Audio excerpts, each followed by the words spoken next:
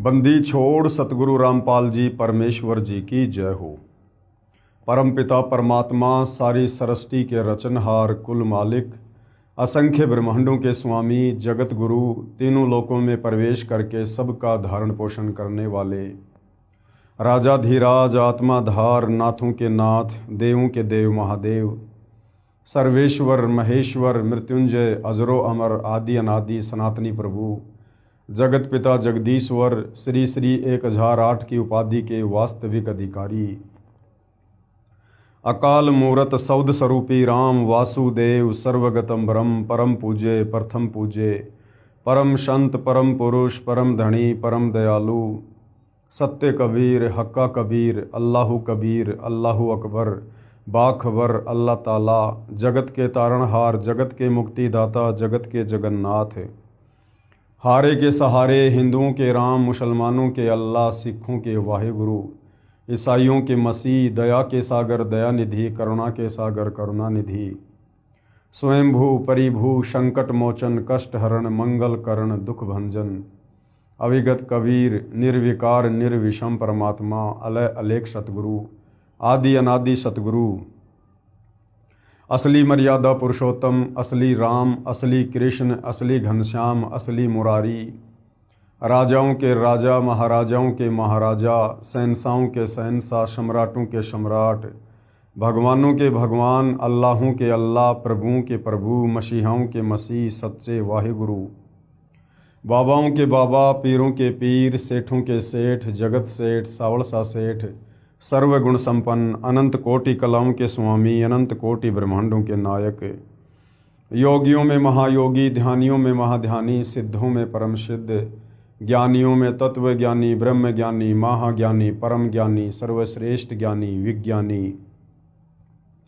युवा कबीर समर्थ कबीर असमवात अमित ओजा सच्चे रहनुमा करीम अल्लाह सुभान अल्लाह दुनिया के अंतिम पैगंबर 8 सितंबर 1951 से गांव धनाना जिला सोनीपत हरियाणा भारतवर्ष की पावन भूमि पे प्रकट रियल कल की भगवान श्री नारायण साकार हरि श्री बाबा साहेब नूर अनंत परमात्मा सच्चे दरवेश सच्चे बाखबर संत श्रोमणी सतगुरु रामपाल जी परमेश्वर जी के चरण कमल में साध संगति से जुड़े हुए आप और हम सभी भाई बहनों का अनंत कोटि दंडवत प्रणाम।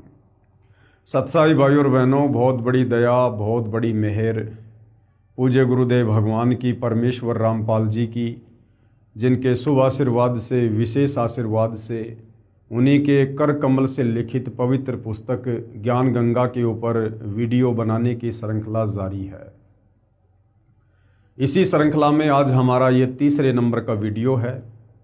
फिलहाल हम ज्ञान गंगा पुस्तक की भूमिका के ऊपर चल रहे हैं और भूमिका को समझना बहुत ही महत्वपूर्ण होता है, क्योंकि भूमिका को समझे बिना हम किसी भी पुस्तक को आगे नहीं समझ सकते।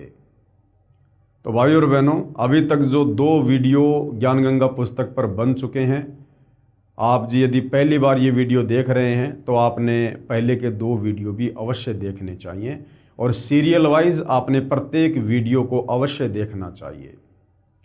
विशेषकर हिंदू समाज से जुड़े श्रद्धालु भगत भाई बहन, उनके लिए ये पवित्र पुस्तक ज्ञान गंगा किसी वरदान से कम नहीं है, क्योंकि जो ज्ञान हमें हमारे तत्व ज्ञानहीन धर्म गुरु सतयुग से लेकर वर्तमान समय तक नहीं दे पाए, वो समस्त शास्त्रों से प्रमाणित ज्ञान आप जी को इस पवित्र पुस्तक ज्ञान गंगा में पढ़ने को मिलेगा।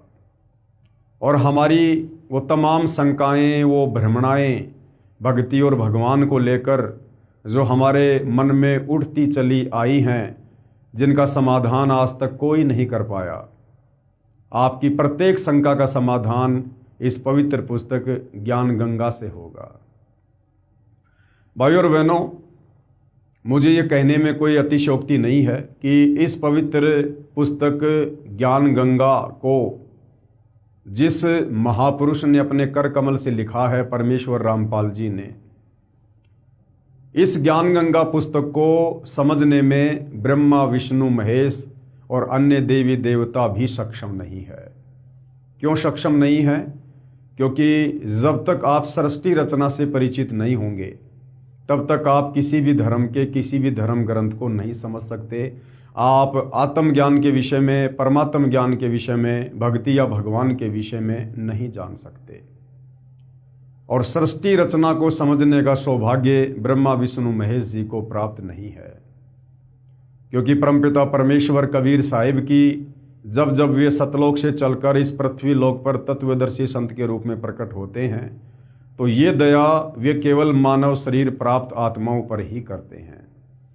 क्योंकि इस पृथ्वी लोक को मुक्ति खेत भी कहा है, यानी जो इस काल ब्रह्म के 21 ब्रह्मांड हैं उनमें केवल ये पृथ्वी लोक ही एक ऐसी जगह है जहाँ पर मनुष्य जन्म प्राप्त करके हम पूर्ण तत्वदर्शी संत की शरण में आकर मुक्ति प्राप्त कर सकते हैं।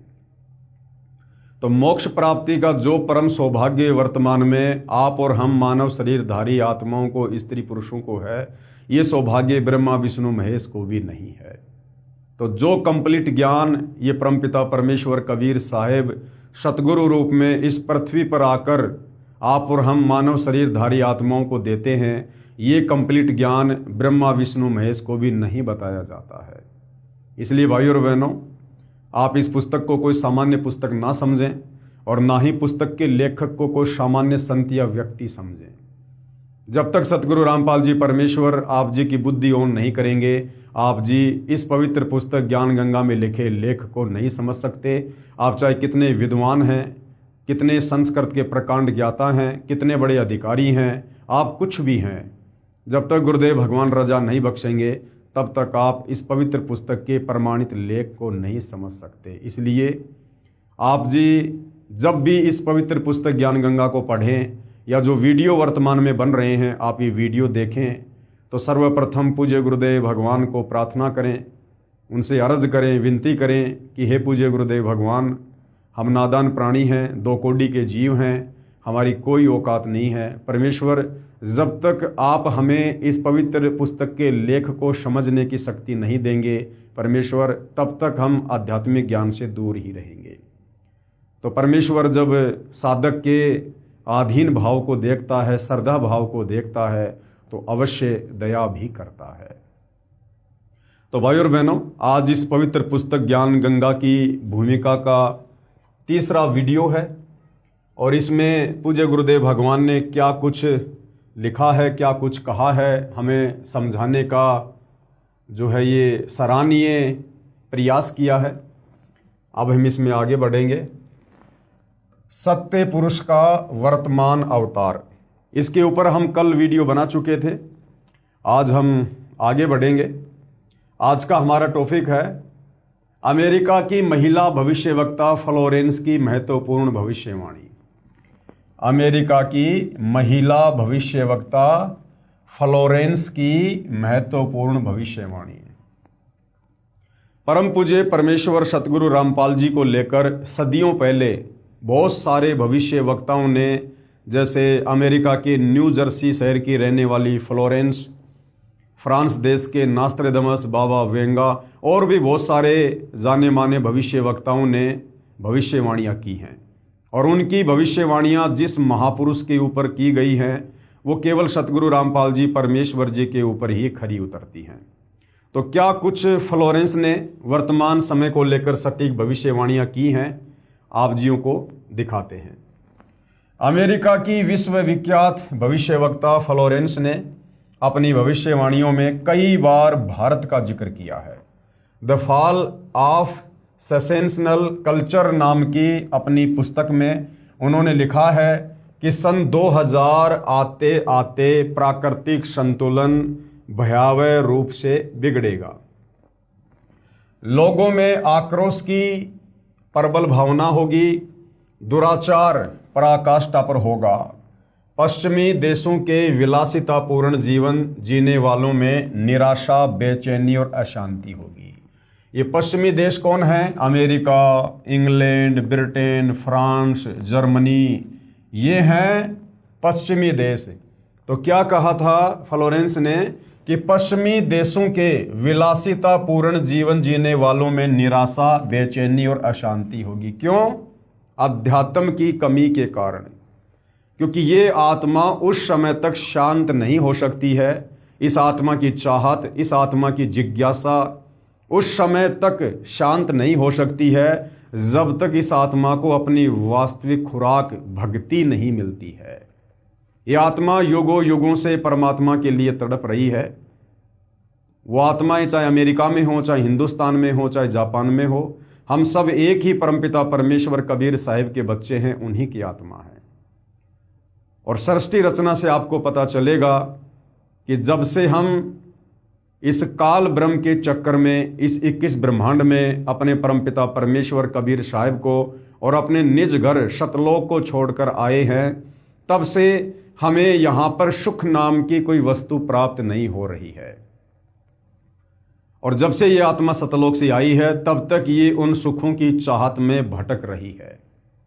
और काल ने हम आत्माओं को अलग अलग देशों में बांट दिया, अलग अलग जातियों में और प्रजातियों में बांट दिया, धर्मों में बांट दिया, ताकि जब कभी वो परमपिता परमात्मा कबीर साहिब आप और हम आत्माओं पर दया करके इस काल के लोक में तत्वदर्शी संत की भूमिका करने के लिए आए, हमें सृष्टि रचना के माध्यम से सतलोक की जानकारी देने आए, हमें वापस सतलोक ले चलने के लिए आए, तो उस समय हम उस तत्वदर्शी संत के संपर्क में ना आ जाएं। इसलिए इस काल ने भिन्न भिन्न भाषाएं बनवा दी ताकि उस तत्वदर्शी संत की भाषा से अपरिचित होने के कारण ये आत्मा तत्व ज्ञान से दूर रहे। यानी बहुत सारी बेड़ियां आप और हम आत्माओं के पैरों में इस काल बली ने डाल रखी हैं। इसलिए इसने अलग अलग देश बना दिए, हमें अलग अलग टुकड़ों में विभाजित कर दिया, जातियों में, धर्मों में, संप्रदायों में, समुदायों में हमारे को इसने बांट दिया है।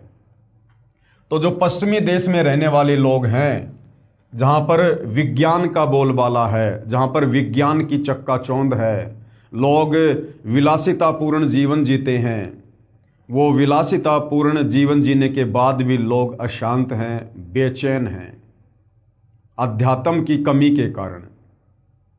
अब परमपिता परमात्मा कबीर साहिब भारत की पवित्र भूमि पर प्रकट हैं, और यदि उन आत्माओं तक ये जानकारी पहुंच जाती है, अब ये उनके संस्कार पर, उनके भाग के ऊपर निर्भर है, क्योंकि सकल पदार्थ है जगमाही, भाग बिना नर पावत नाही। अगर उन आत्माओं तक ये जानकारी पहुंच जाती है और किसी भी प्रकार से यदि वो आत्माएं परम संत सतगुरु रामपाल जी के संपर्क में आ जाती हैं, उपदेश प्राप्त कर लेती हैं, तब कहीं जाकर उन आत्माओं की वो बेचैनी और वो जिज्ञासा, वो अशांति शांत हो सकती है, अन्यथा दूसरा कोई तरीका नहीं है। पश्चिमी देशों के विलासितापूर्ण जीवन जीने वालों में निराशा, बेचैनी और अशांति होगी, जो वर्तमान में हम देख भी रहे हैं। अतृप्त अभिलाषाएं, यानी कितना ही विज्ञान के माध्यम से आविष्कार कर लो, फिर भी उनकी अभिलाषाएं शांत नहीं हो सकती। पहले साइकिल बनाई, फिर आगे बढ़े मोटरसाइकिल बनाई, उससे भी शांति नहीं मिली। फिर चौपहिया वाहन बनाया, उससे भी शांति नहीं मिली। फिर एरोप्लेन बनाई, उससे भी शांति नहीं मिली। उसके बाद मंगल ग्रह पे जाने की योजना बना रहे हैं, चांद पर इंसान पहुंच चुका है। अर्थात जब तक हम सतलोक नहीं चले जाएंगे तब तक इस काल के 21 ब्रह्मांड में हमारी अभिलाषाएं इसी प्रकार से उबाल खाती रहेंगी। अतृप्त अभिलाषाएं और जोर पकड़ेंगी, जिससे उनमें आपसी कटुता बढ़ेगी, यानी उनका भाईचारा बिगड़ेगा, चारों ओर हिंसा और बर्बरता का वातावरण होगा। ऐसा वातावरण होगा कि चारों ओर हाहाकार मच जाएगा। और वर्तमान में हम देख रहे हैं भाई और बहनों, किस प्रकार से यूक्रेन और रसिया के बीच में युद्ध छिड़ा हुआ है, किस प्रकार से ईरान और इजराइल के बीच में, ईरान और अमेरिका के बीच में, पाकिस्तान और अफगानिस्तान के बीच में।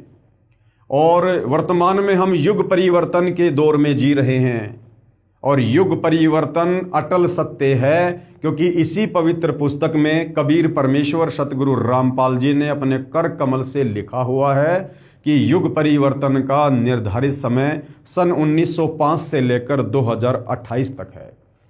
तो हम युग परिवर्तन की दहलीज पर हैं, और जब जब युग परिवर्तन होता है भयंकर जनहानि होती है, त्राहिमाम त्राहिमाम होता है। मुश्किल से 1.5 वर्ष का समय है, क्योंकि हम वर्तमान में मई 2026 में जी रहे हैं और 2028 युग परिवर्तन का अंतिम दौर है। उससे पहले पहले जो तांडव यहाँ पर काल और दुर्गा के द्वारा मचाया जाएगा, शायद आप और हमने पहले कभी कल्पना भी नहीं की होगी। चाहे मानव निर्मित आपत्तियां आए, चाहे प्राकृतिक आपत्तियां आए, हर प्रकार से ये मानव शरीरधारी प्राणी या लक 84 योनियों के प्राणी इस समय असहनीय पीड़ाओं को जो है प्राप्त होंगे, क्योंकि ये युग परिवर्तन का दौर है। लेकिन क्या होगा? लेकिन भारत से उठने वाली एक नई विचारधारा। अब भारत से कौन सी विचारधारा उठेगी भाई? भक्ति की, अध्यात्म की, शास्त्र अनुकूल साधना की, जो विचारधारा सन 1994 से सतगुरु रामपाल जी ने लागू कर रखी है। यानी सन 1994 से सतगुरु रामपाल जी ने अपने यथार्थ तत्व ज्ञान का प्रचार प्रसार करना शुरू किया था। लेकिन भारत से उठने वाली एक नई विचारधारा इस घातक वातावरण को समाप्त कर देगी। वह विचारधारा वैज्ञानिक दृष्टि से सामंजस्य और भाईचारे का महत्व समझाएगी।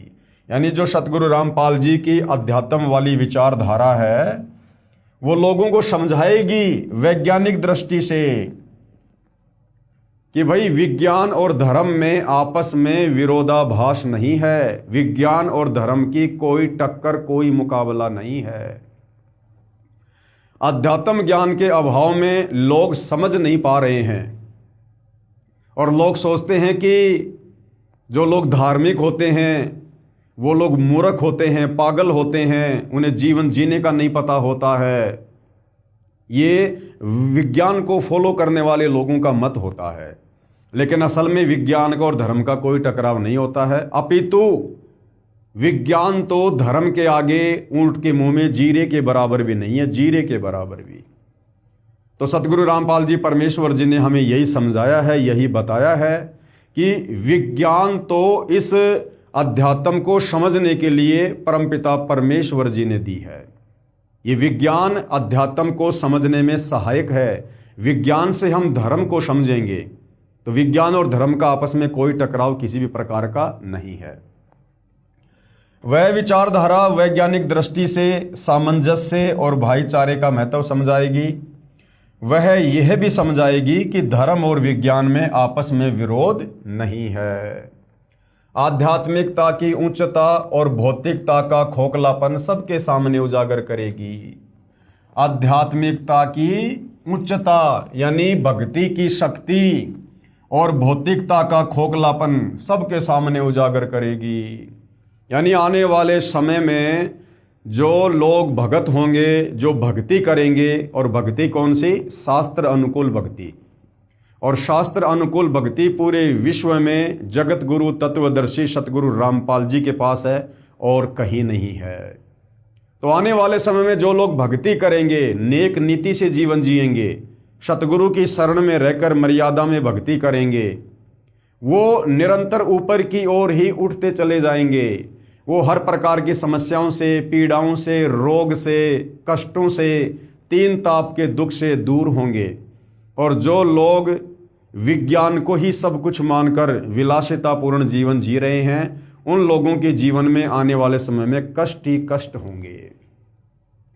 आध्यात्मिकता की उच्चता और भौतिकता का खोखलापन सबके सामने उजागर करेगी। मध्यम वर्ग उस विचारधारा से बहुत अधिक प्रभावित होगा। मध्यम वर्ग कौन है? आप और हमारे जैसे लोग जो ना गरीब हैं ना अमीर हैं, जो ना गरीब हैं ना अमीर हैं, अपना नेक नीति ईमानदारी से मेहनत मजदूरी करके, कोई अपने खेतों में काम करके, छोटा मोटा व्यवसाय करके जो अपना और अपने परिवार का पालन पोषण कर रहा है, उनको कहते हैं मध्यम वर्ग के लोग। तो सबसे पहले आप देख रहे होंगे सतगुरु रामपाल जी की शरण में मध्यम वर्ग के लोग ही आए हैं। मध्यम वर्ग उस विचारधारा से बहुत अधिक प्रभावित होगा। यह वर्ग समाज के सभी वर्गों को अच्छे समाज के निर्माण के लिए उत्प्रेरित करेगा। जिस प्रकार मध्यम वर्ग से आने वाले सतगुरु रामपाल जी के फॉलोअर आज ज्ञान गंगा पुस्तक को हाथ में लेकर सभी लोगों को ज्ञान समझाने की दिशा में आगे बढ़ रहे हैं। एक अच्छे और स्वच्छ समाज का निर्माण करने के लिए बीड़ा उठा रखा है ज्ञान आधार से। यह वर्ग समाज के सभी वर्गों को अच्छे समाज के निर्माण के लिए उत्प्रेरित करेगा। यह विचारधारा पूरे विश्व में चमत्कारी परिवर्तन लाएगी। यही सतगुरु रामपाल जी का ज्ञान, सतगुरु रामपाल जी के द्वारा दी गई शास्त्र अनुकूल सत भक्ति पूरे विश्व को बदल के रख देगी आने वाले समय में। आगे उस फ्लोरेंस ने क्या कहा, मुझे अपनी छठी अतीन्द्रिय शक्ति से यह एहसास हो रहा है कि इस विचारधारा को जन्म देने वाला वह महान संत भारत में जन्म ले चुका है। अब भाइयों और बहनों, ये जितने भी भविष्य वक्ता होते हैं इनको अध्यात्म के विषय में कोई विशेष जानकारी नहीं होती है। ये शास्त्र अनुकूल सत भक्ति से परिचित नहीं होते हैं। ये जो भी कुछ भविष्यवाणी करते हैं ये इनकी अपनी भक्ति कमाई होती है। जब इन्होंने कभी किसी जन्म में, जब इनको मनुष्य जन्म प्राप्त था स्त्री या पुरुष का, और इन्होंने तत्वदर्शी संत की शरण में आकर जैसे भी भक्ति की परंतु ये मोक्ष प्राप्त नहीं करवा पाए, तो उस समय की गई भक्ति के प्रतिफल में, उसके स्वरूप में आगे जब इनको मनुष्य जन्म मिलता है तो पूर्व जन्म की थोड़ी बहुत भक्ति इनके पास में शेष रह जाती है। उस भक्ति के आधार से इस प्रकार के जो ये दर्शन हैं, ये लोग इस प्रकार की भविष्यवाणियां जो है ये करते हैं। वैसे इनको अध्यात्म के विषय में कंप्लीट जानकारी नहीं होती है। मुझे अपनी छठी अतीन्द्रिय शक्ति से यह एहसास हो रहा है कि इस विचारधारा को जन्म देने वाला वह महान संत भारत में जन्म ले चुका है। हालांकि सतगुरु रामपाल जी, परमेश्वर जी, आप और हमारी तरह माँ के गर्भ से एक आम व्यक्ति की तरह जेर में लिपट कर माँ के गर्भ से बाहर नहीं आए हैं, और ना ये कबीर भगवान कभी माँ के गर्भ से जन्म लेता है, क्योंकि परमेश्वर जी की अपनी वाणी है, ना सतगुरु जननी जने जाके माना बाप, पिंड ब्रह्मंड से रहित है ना वहाँ तीनों ताप। अभी आप सतगुरु रामपाल जी के तत्व ज्ञान से परिचित हैं। अभी आप पहले उनके ज्ञान को थोड़ा अच्छे से समझिएगा, सत्संग सुनिएगा, फिर जब आप उनके शरण में आकर भक्ति शुरू करेंगे, परमेश्वर आपका ज्ञान योग खोलेंगे, फिर आपको ये सारी बातें समझ में आएंगी कि क्यों तत्वदर्शी संत कभी माँ के गर्भ से जन्म नहीं लेता है। क्योंकि तत्वदर्शी संत की भूमिका, पूर्ण संत की भूमिका, या यूं कहिए जगत गुरु की भूमिका स्वयं कबीर भगवान ही निभाने के लिए धरती पर आते हैं। और कबीर भगवान जो कि स्वयंभू है, परिभू है, जिन्होंने सर्व आत्माओं को उत्पन्न किया है, उन्हें जन्म देने में कोई भी आत्मा सक्षम नहीं है। वो कबीर परमात्मा जब चाहे, जहां चाहे, जिस उम्र में चाहे वो प्रकट होकर अपना ज्ञान देता है। तो सतगुरु रामपाल जी परमेश्वर कोई सामान्य संत या महात्मा नहीं है। अगर हम इनको जगत गुरु कहते हैं, तत्वदर्शी संत कहते हैं, तो जगत गुरु और तत्वदर्शी संत ये दोनों भूमिका कबीर परमेश्वर जी के अलावा सृष्टि में कोई अन्य नहीं कर सकता है। ठीक है, परमपिता परमेश्वर की लीलाएं अजब गजब है। आप और हम सामान्य प्राणी इतना जल्दी समझने में सक्षम नहीं हैं, लेकिन यदि हम उनका ज्ञान सुनते रहे, भक्ति करते रहे, तो एक न एक दिन परमेश्वर हमारा ज्ञान योग अवश्य खोलेंगे और हमें ये गुप्त रहस्य भी समझ में आने लगेंगे। वह महान संत भारत में प्रकट हो चुका है और सतगुरु रामपाल जी 8 सितंबर 1951 से प्रकट हैं। उस संत के ओजस्वी व्यक्तित्व का प्रभाव सबको चमत्कृत करेगा। ओजस्वी व्यक्तित्व मतलब जो ज्ञान वो देंगे, जो समाधान वो देश और दुनिया का करेंगे, आने वाले समय में तीसरे विश्व युद्ध को जो रोकेंगे, भारत देश की अन्य देशों के आक्रमण से रक्षा करेंगे, तो इस प्रकार का जो प्रभाव होगा, जो ये चमत्कार होंगे, वो देश और दुनिया को प्रभावित करेंगे। उस संत के ओजस्वी व्यक्तित्व का प्रभाव सबको चमत्कृत करेगा। उसकी विचारधारा अध्यात्म के कम होते जा रहे प्रभाव को फिर से नई स्फूर्ति देगी।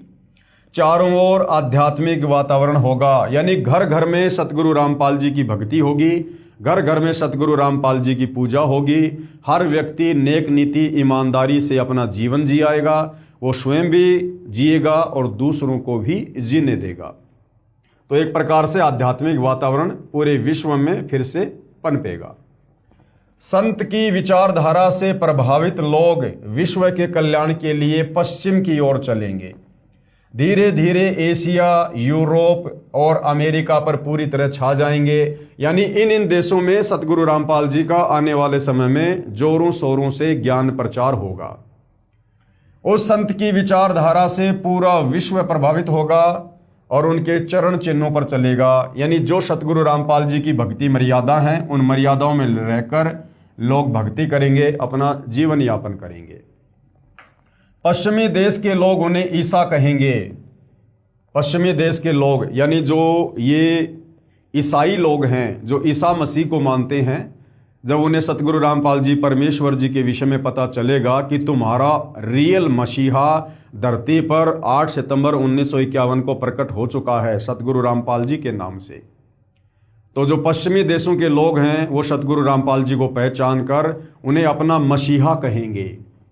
मुसलमान उन्हें एक सच्चा रहनुमा, मुसलमान भाई जब उन्हें पता चलेगा कि वास्तव में हमारा जो पैगंबर है, जो रसूल है, सतगुरु रामपाल जी हैं, तो मुसलमान धर्म के लोग उन्हें सच्चा रहनुमा कहेंगे, अपना अल्लाह कहेंगे। और एशिया के लोग उन्हें भगवान का अवतार मानेंगे। और जो एशिया है, एशिया जो महाद्वीप है जिसमें बहुत सारे देश आते हैं, ये सभी देश सतगुरु रामपाल जी को भगवान कहेंगे, भगवान का अवतार कहेंगे। यानी भगवान खुद ही धरती पर अवतरित होकर आए हैं। उस महान संत की विचारधारा से बौद्धिक क्रांति होगी। बौद्धिक क्रांति का मतलब है हम भक्ति मार्ग को अच्छे से समझेंगे, हम लोग चिंतन मनन करेंगे आत्मज्ञान पर, परमात्म ज्ञान पर। बुद्धिजीवियों की मान्यताएं बदलेंगी। यानी जो पढ़े लिखे लोग, बड़े बड़े शिक्षित लोग, बड़े बड़े अधिकारी लोग जो उच्च उन पदों पर आसीन हैं, जो विज्ञान को ही सब कुछ माना करते थे, शिक्षा को ही सब कुछ मान बैठे थे, अब उन लोगों की विचारधारा बदलेगी और उन लोगों का रुख धीरे धीरे भक्ति की तरफ बढ़ेगा। बुद्धिजीवियों की मान्यताएं बदलेंगी, उनमें ईश्वर के प्रति श्रद्धा और विश्वास की कोपलें फूटेंगी। फ्लोरेंस के अनुसार वह संत भारत में प्रकट हो चुका है। फ्लोरेंस के अनुसार जन्म ले चुका है और हम भक्तों के अनुसार प्रकट हो चुका है। वह इस संत से काफी प्रभावित थी। अपनी एक दूसरी पुस्तक golden light of new era में भी उन्होंने लिखा है, जब मैं ध्यान लगाती हूं तो अक्सर एक संत को देखती हूं। यानी जो फ्लोरेंस है, ये आज से सैकड़ों वर्ष पहले जब ध्यान लगाया करती थी तो सतगुरु रामपाल जी की वर्तमान स्थिति को वो देखा करती थी। जब मैं ध्यान लगाती हूं तो अक्सर एक संत को देखती हूं, गौर वर्ण यानी गोरा रंग, गौर वर्ण का है, सफेद बाल हैं, उनके मुख पर न दाढ़ी है न मूंछ है। उस संत के ललाट यानी माथे पर गजब का तेज होता है। उनके ललाट पर आकाश से एक नक्षत्र के प्रकाश की किरणें निरंतर बरसती रहती हैं। मैं देखती हूं कि वह संत अपनी कल्याणकारी विचारधारा तथा अपने सत्य चरित्र प्रबल अनुयायियों की शक्ति से संपूर्ण विश्व में नए ज्ञान का प्रकाश फैला रहे हैं। यानी वर्तमान में देश और दुनिया में जिस प्रकार से सतगुरु रामपाल जी का तेजी से प्रचार प्रसार हो रहा है, ये सत भक्ति मार्ग जो तेजी से बढ़ रहा है, इस समय को फ्लोरेंस जब ध्यान लगाती थी तो सैकड़ों वर्ष पहले वो देखा करती थी। वह संत अपनी शक्ति निरंतर बढ़ा रहे हैं।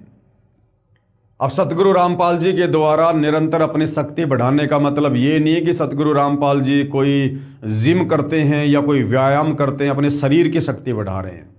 सतगुरु रामपाल जी तो सर्वशक्ति संपूर्ण हैं, इन्होंने अपनी शक्ति बढ़ाने की आवश्यकता नहीं है। यहाँ पर जिस शक्ति की बात फ्लोरेंस ने की है वो है आध्यात्मिक शक्ति। यानी सतगुरु रामपाल जी के भगत जिस प्रकार से सतगुरु रामपाल जी से ज्ञान प्राप्त करके फिर समाज में अन्य लोगों को ज्ञान समझाने की दृष्टि से ज्ञान प्रचार कर रहे हैं, जिस प्रकार सतगुरु रामपाल जी के ज्ञान का प्रचार प्रसार भारत देश सहित अन्य देशों में दिन दोगुना रात चौगुना बढ़ रहा है, यहाँ पर उस शक्ति की बात जो है फ्लोरेंस के द्वारा की गई है। वह संत अपनी शक्ति निरंतर बढ़ा रहे हैं, उनमें इतनी शक्ति है कि वह प्राकृतिक परिवर्तन भी कर सकते हैं। यानी फ्लोरेंस का कहना कि उस महान संत में इतनी शक्ति है कि वो चाहे तो प्राकृतिक परिवर्तन भी कर सकते हैं, वो बाढ़ को भी रोक सकते हैं, वो अतिवृष्टि, अनावृष्टि, ओलावृष्टि या फिर अकाल जैसी स्थिति को भी रोक सकते हैं। यानी किसी भी प्रकार का कोई भी प्राकृतिक परिवर्तन करने में वर्तमान में सतगुरु रामपाल जी सक्षम हैं। उनमें इतनी शक्ति है कि वह प्राकृतिक परिवर्तन भी कर सकते हैं। वह अपना कार्य वैज्ञानिक ढंग से करेंगे, परंतु ये वर्तमान समय कलयुग की बिचली पीढ़ी का है, मोक्ष का प्राइम टाइम है, और इस समय सतगुरु रामपाल जी ने चमत्कार ना करके अपने ज्ञान के माध्यम से आत्माओं को मोक्ष के लिए तैयार करना है। तो वर्तमान में सीधा सीधा चमत्कार ना करके सतगुरु रामपाल जी वैज्ञानिक दृष्टिकोण से चलेंगे। अब जैसे कुछ दिन पहले हरियाणा में बाढ़ आई, लोगों के गांवों में, घरों में, खेतों में पानी भर गया, जनजीवन अस्त व्यस्त होने लगा। लोगों ने सतगुरु रामपाल जी से जो है अर्ज की, प्रार्थना की, तो सतगुरु रामपाल जी ने समर्थ होते हुए और वैज्ञानिक तरीके से काम किया। यानी वैज्ञानिकों को परमात्मा ने जो सद्बुद्धि दी और जो वैज्ञानिक उपकरण बनवाए, उन वैज्ञानिक उपकरणों के माध्यम से, मोटर और पाइप के माध्यम से उन्होंने उन किसानों के खेतों का, घरों का पानी जो है बाहर निकलवाया। यानी वो संत वैज्ञानिक ढंग से अपना काम जो है वो करेगा। उनमें इतनी शक्ति है कि वह प्राकृतिक परिवर्तन भी कर सकते हैं, वह अपना कार्य वैज्ञानिक ढंग से करेंगे। जैसे भाई और बहनों, हम सुना करते थे एक ऋषि का नाम अगस्त्य ऋषि, और उनके बारे में कहा जाता है कि उन्होंने 7 समुद्रों का पानी एक घूंट में पी लिया अपनी सिद्धि से। अब अगर उस अगस्त्य ऋषि की तुलना सतगुरु रामपाल जी से की जाए तो वो अगस्त्य ऋषि और उसकी पावर, उसकी सिद्धियां सतगुरु रामपाल जी के पैर के नाखून के बराबर भी नहीं है। जब वो छोटा सा ऋषि इस प्रकार का चमत्कार कर सकता है, 7 समुद्रों के पानी को मात्र एक घूंट में पी सकता है, तो सतगुरु रामपाल जी के लिए हरियाणा के किसानों का पानी अपनी समर्थता से सुखाने में भला क्या देरी थी। लेकिन ये परमात्मा वर्तमान में इस कलयुग की बिचली पीढ़ी में इस प्रकार के चमत्कार खुल्लम खुल्ला नहीं करेगा, ये वैज्ञानिक तरीके से अपना कार्य करेगा।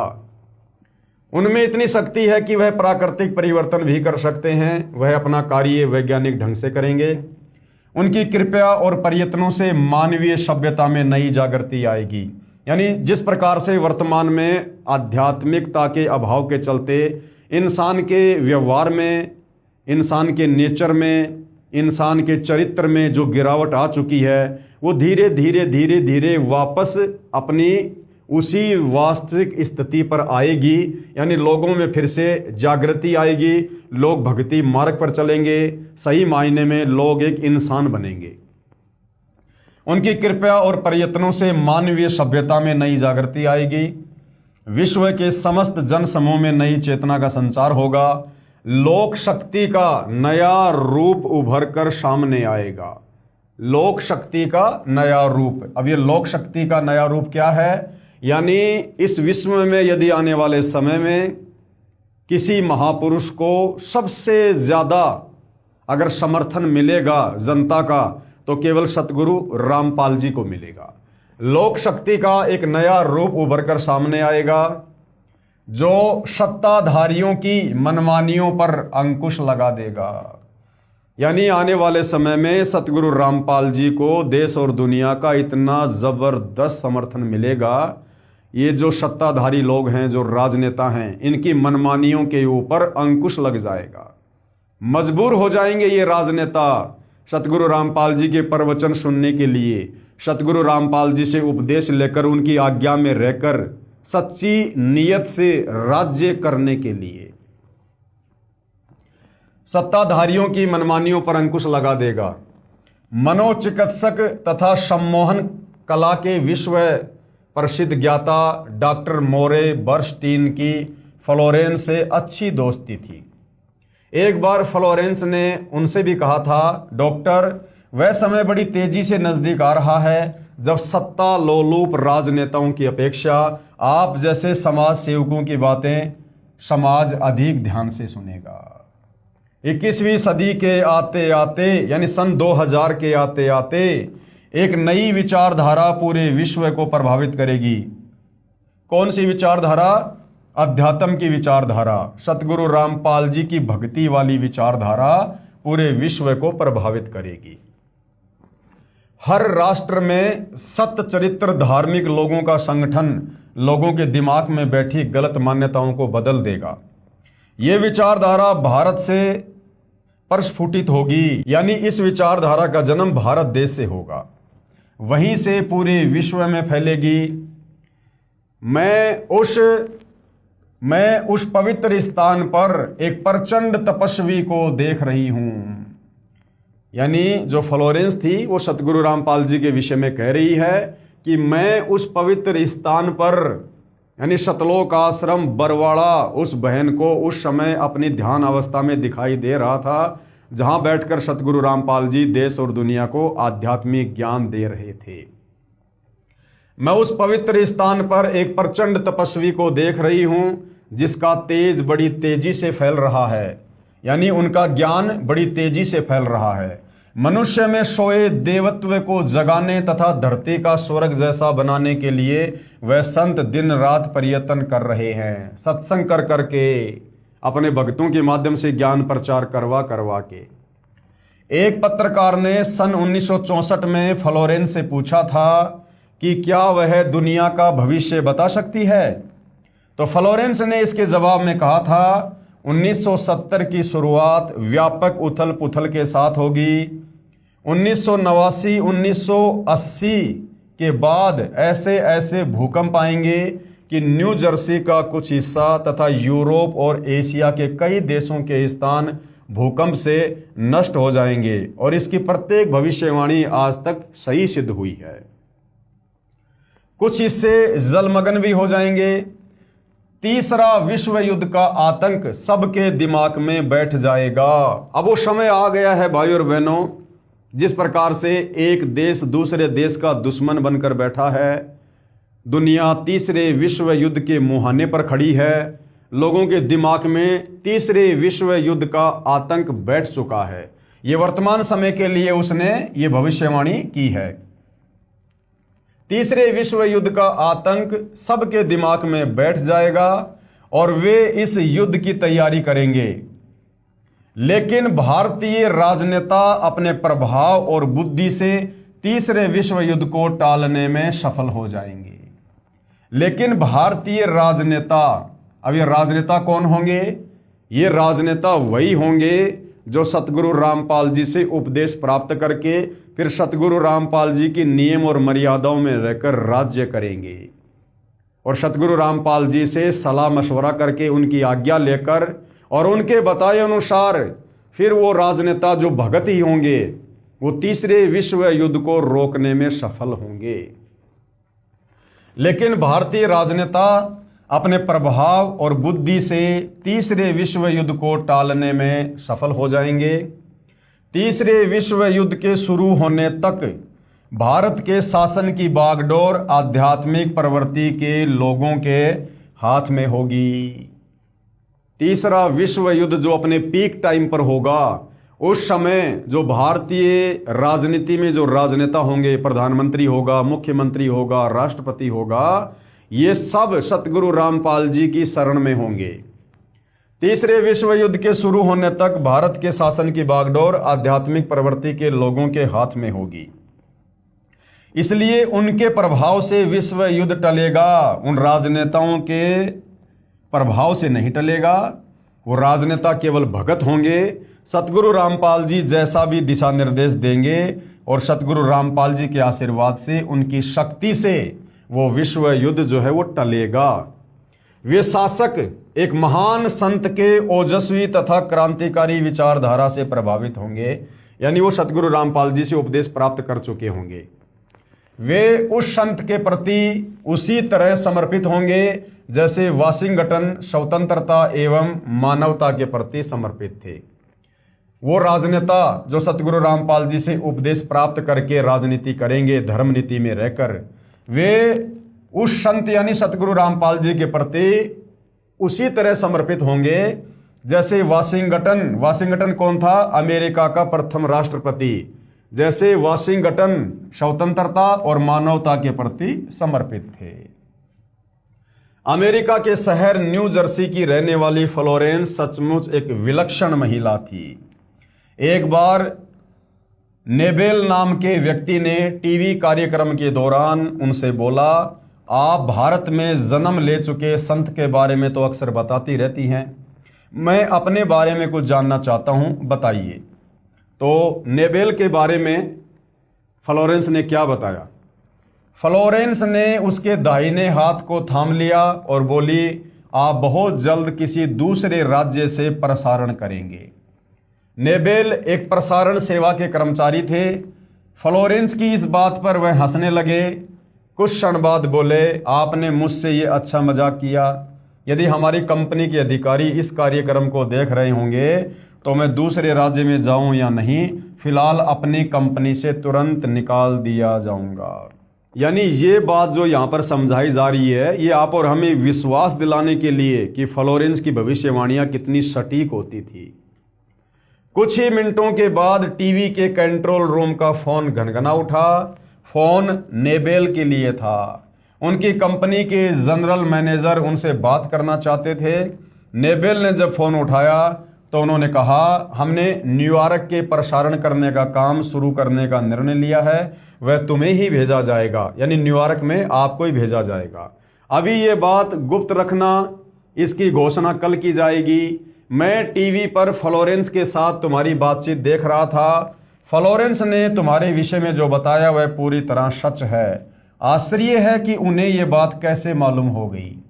नेबेल फ्लोरेंस का चेहरा देखता रह गया। यानी इतनी सटीक भविष्यवाणी फ्लोरेंस की है, तो जो भविष्यवाणी फ्लोरेंस ने उस महान संत सतगुरु रामपाल जी के विषय में वर्तमान समय को लेकर की हुई है आज से सैकड़ों वर्ष पहले, तो फिर वो भला झूठी कैसी हो सकती हैं। कुछ पत्रकारों ने उनसे एक बार पूछा था कि वह भविष्य को कैसे देख लेती है तथा गायब व्यक्ति या वस्तुओं का पता कैसे लगा लेती है। तो फ्लोरेंस ने बताया, मुझे स्वयं नहीं मालूम कि ऐसा कैसे संभव हो जाता है। दास ने आपको थोड़ी देर पहले बताया कि ये जितने भी भविष्य वक्ता हैं, ये जो भविष्यवाणियां करते हैं, ये जो भविष्य को देखते हैं ध्यान अवस्था में, इनके पूर्व जन्म की भक्ति कमाई होती है। उस भक्ति कमाई के चलते ये इस प्रकार के दर्शन भविष्य के कर लेते हैं। बाकी वैसे ये भक्ति मार्ग से परिचित नहीं होते हैं। तो फ्लोरेंस कह रही है कि मुझे स्वयं नहीं मालूम कि ऐसा कैसे संभव हो जाता है। मैं भविष्य के विषय में एक बहुत महत्वपूर्ण बात बता रही हूं। 20वीं शताब्दी के अंत में, यानी सन 2000 खत्म होते ही, सन 2001 से 21वीं शताब्दी शुरू हो गई है। तो क्या कह रही है फ्लोरेंस? 20वीं शताब्दी के अंत में, यानी सन 2000 के आसपास में, भारतवर्ष से एक प्रकाश निकलेगा और यह प्रकाश पूरी दुनिया को उन दैवी शक्तियों के विषय में जानकारी देगा। तो भाइयों और बहनों, सन 1994 में, सन 2000 से 6 वर्ष पहले, इन देवी देवताओं के विषय में, ब्रह्मा विष्णु महेश के माता पिता के विषय में, इनके जन्म और मरण के विषय में, काल और दुर्गा के विषय में, अक्षर पुरुष के विषय में, धर्मशास्त्रों के विषय में, शतलोक और सृष्टि रचना के विषय में जो जानकारी सतयुग से लेकर वर्तमान तक छुपी हुई थी, किसी भी धर्म का कोई भी धर्मगुरु समाज को नहीं बता पाया था तत्व ज्ञान के अभाव से, वो जानकारी सतगुरु रामपाल जी ने उजागर करनी शुरू की उन दैवीय शक्तियों के विषय में। उसके विषय में यहाँ पर फ्लोरेंस कह रही है कि 20वीं शताब्दी के अंत में भारतवर्ष से एक प्रकाश निकलेगा यानी सतगुरु रामपाल जी के विषय में बात हो रही है, जो उन्होंने 1994 में अपना यथार्थ 13वां कबीर पंथ शुरू करके ज्ञान प्रचार करना शुरू किया था। 20वीं शताब्दी के अंत में भारतवर्ष से एक प्रकाश निकलेगा। ये प्रकाश पूरी दुनिया को उन दैवीय शक्तियों के विषय में जानकारी देगा जो अब तक हम सभी के लिए रहस्यमय बनी हुई थी। यानी किसी को नहीं पता था। सब लोग ब्रह्मा विष्णु महेश को अजरो अमर मानते थे, दुर्गा जी को जगत जननी मानते थे, श्री ब्रह्मा जी को सृष्टि का रचयिता माना करते थे, धर्म कर्म के जाल में उलझे हुए थे। तो 20वीं सदी के अंत में, यानी 20वीं सदी समाप्त होती है सन 2000 में, और उसका जो अंतिम समय था उससे 6 साल पहले सन 1994 से सतगुरु रामपाल जी ने उन दैवीय शक्तियों के विषय में, देवी देवताओं के विषय में अपने तत्व ज्ञान के माध्यम से लोगों को जानकारी देना शुरू किया, जो अब तक हम सभी के लिए रहस्य में बनी हुई थी। देवी शक्तियों की जानकारी जो सतगुरु रामपाल जी महाराज द्वारा बताई गई है, कृपया पढ़ें इसी पुस्तक के पेज नंबर 20 पर सृष्टि रचना। एक दिव्य महापुरुष द्वारा ये प्रकाश पूरे विश्व में फैलेगा। ये अध्यात्म वाला, भक्ति मार्ग वाला एक दिव्य महापुरुष यानी सतगुरु रामपाल जी के द्वारा ये प्रकाश, अध्यात्म का प्रकाश पूरे विश्व में फैलेगा। वह सभी को सत मार्ग पर चलने की प्रेरणा देगा, भक्ति मार्ग पर चलने की प्रेरणा देगा। समस्त दुनिया में एक नई सोच की ज्योति फैलेगी। जब मैं ध्यान अवस्था में होती हूं तो अक्सर यह दिव्य महापुरुष मुझे दिखाई देते हैं। यानी सतगुरु रामपाल जी का वर्तमान स्वरूप फ्लोरेंस को सैकड़ों वर्ष पहले ध्यान अवस्था में ज्यों का त्यों दिखाई दिया करता था। अब भाइयों और बहनों, ये भविष्य वक्ता हैं कौन? आम आदमी को क्यों भविष्य दिखाई नहीं देता? आम आदमी क्यों भविष्यवाणी नहीं करता? अब ये फ्लोरेंस, बाबा वेंगा, नास्ट्राडामस, ये कौन आत्माएं हैं? जैसे वर्तमान में परमात्मा धरती पर हैं सतगुरु रामपाल जी के नाम से। ये कलयुग की बिचली पीढ़ी का समय है। दुनिया को तो हालांकि ये पता ही नहीं कि कलयुग की बिचली पीढ़ी क्या होती है। जब सतगुरु रामपाल जी से उपदेश लेंगे, सत्संग सुनेंगे, तो इस समय के विषय में उनको पता चलेगा कि ये भक्ति युग है, ये मोक्ष युग है इस समय, जिसको आध्यात्मिक भाषा में कलयुग की बिचली पीढ़ी कहा जाता है। तो इस कलयुग की बिचली पीढ़ी में जो भगत भाई बहन पूर्ण मर्यादा में रहकर, समस्त मंत्र प्राप्त करके, अपने धर्म कर्म में रहकर, पतिव्रता पद पर रहकर, गुरु को परमेश्वर मानकर आजीवन भक्ति करके जो सतलोक चले जाएंगे, उनका तो मोक्ष हो जाएगा। और जो आत्माएं भक्ति करते करते किसी न किसी कारण से मोक्ष प्राप्त नहीं कर पाएंगी, फिर उन आत्माओं के इस प्रकार के जन्म होते हैं। वही आत्मा फिर आगे चलकर भविष्य वक्ता बनती हैं, देवी देवता बनते हैं, साधु संत महात्मा बनते हैं, ऋषि बनते हैं, गोरखनाथ जैसे बनते हैं। फिर ये आत्माएं होती हैं। और इस कलयुग की बिचली पीढ़ी में वर्तमान समय में जो भक्ति हम कर रहे हैं, और ये भक्ति हमारे अंतःकरण में जमा हो जाती है, और यदि हम पार नहीं हो पाते हैं तो ये भक्ति काफी लंबे समय तक ये चलती है, इतनी जल्दी ये खर्च नहीं होती है।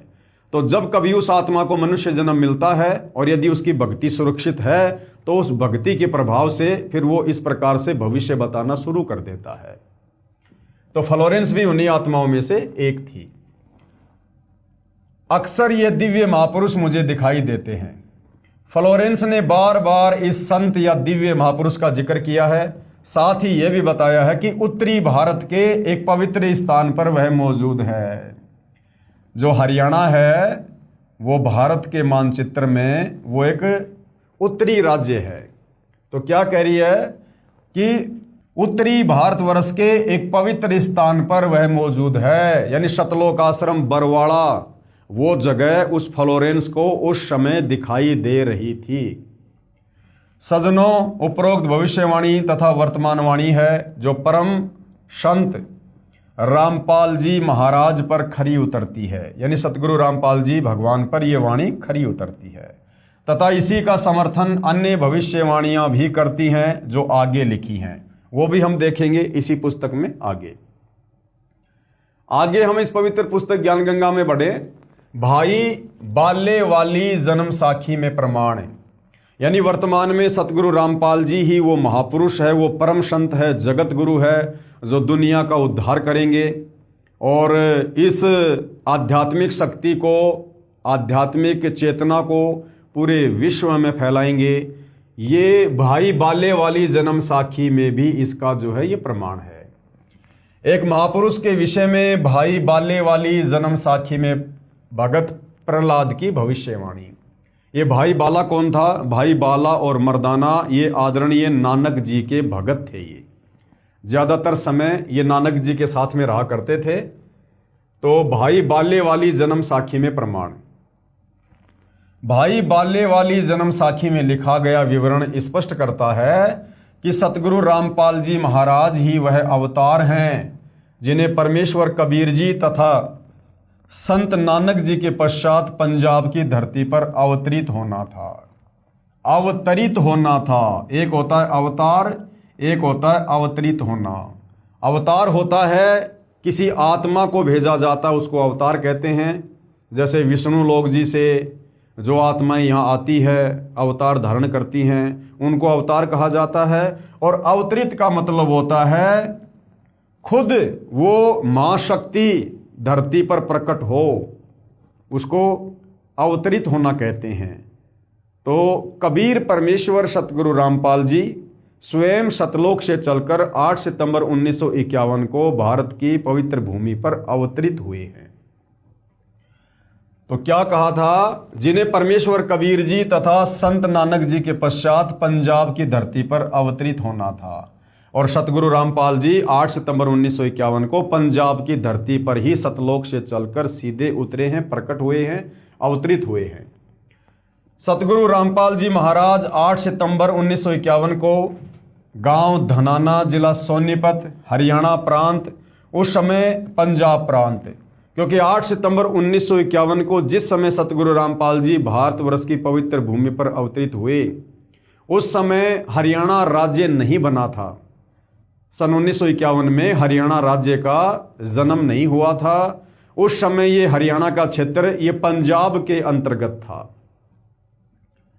8 सितंबर 1951 को गांव धनाना, जिला सोनीपत, हरियाणा प्रांत, उस समय पंजाब प्रांत, भारत की पवित्र धरती पर श्री नंदराम जाट के घर जाट वर्ण में श्रीमती इंदिरा देवी के घर पर प्रकट हुए। हालांकि यहाँ पर लेखक के द्वारा लिखा है श्रीमती इंदिरा देवी की कोख से जन्मे, जबकि भाइयों और बहनों सतगुरु के विषय में परिभाषा है, परमेश्वर की अमर वाणी है, ना सतगुरु जननी जने, जननी यानी माँ और जने यानी पैदा होना। अगर कोई सतगुरु है वास्तव में तो सतगुरु केवल कबीर साहिब है। कबीर साहिब के अलावा इस धरती पर कोई सतगुरु की भूमिका कर ही नहीं सकता। और सतगुरु के विषय में क्या है? ना सतगुरु जननी जने, जाके माना बाप, पिंड ब्रह्मंड से रहित है, ना वहाँ तीन होता। तो जब आप इस अध्यात्म में धीरे धीरे धीरे धीरे आगे बढ़ेंगे, हमारी बुद्धि का विकास होगा, तो हमें सतगुरु की परिभाषा भी समझ में आएगी। फिलहाल आप जन्म लेना कह सकते हैं, क्योंकि फिलहाल आप जी अध्यात्म से अच्छे से परिचित नहीं हैं। लेकिन जब आप उपदेश लेकर इस ज्ञान की गहराई में जाओगे तो आपको सतगुरु की परिभाषा समझ में आने लगेगी। श्रीमती इंदिरा देवी के घर प्रकट हुए। इस विषय में जन्म साखी भाई बाले वाली हिंदी वाली में, जिसके प्रकाशक हैं भाई जवार सिंह, कृपाल सिंह एंड कंपनी, पुस्तकां वाले, बाजार माई सेवा, अमृतसर पंजाब, तथा पंजाबी वाली के प्रकाशक हैं भाई जवार सिंह, कृपाल सिंह, पुस्तकां वाले गली 8 बाग, रामानंद, अमृतसर पंजाब। क्या लिखा इसमें? इसमें लिखा अमर लेख इस प्रकार है। एक समय भाई बाला तथा मर्दाना को साथ लेकर सतगुरु नानक देव जी भगत प्रहलाद जी के लोक में गए, जो पृथ्वी से कई लाख कोस दूर अंतरिक्ष में है। प्रहलाद ने कहा कि हे नानक जी, आपको परमात्मा ने दिव्य दृष्टि दी तथा कलयुग में बड़ा भगत बनाया है। आपका कलयुग में बहुत प्रताप होगा। यहाँ पर यानी मुझ प्रहलाद के लोक में पहले कबीर जी आए थे। भगत प्रहलाद बता रहा है नानक जी को कि आपसे पहले मेरे लोक में कबीर जी आए थे, या आज आप आए हो, एक और आएगा। सतगुरु रामपाल जी की तरफ संकेत है, एक और आएगा जो आप दोनों जैसा ही महापुरुष होगा। इन तीनों के अलावा यहां मेरे लोक में कोई नहीं आ सकता। भगत बहुत हो चुके हैं, आगे भी होंगे, परंतु यहां मेरे लोक में वही पहुंच सकता है जो इन जैसी महिमा वाला होगा, और कोई नहीं। इसलिए इन तीनों के अतिरिक्त यहां कोई नहीं आ सकता।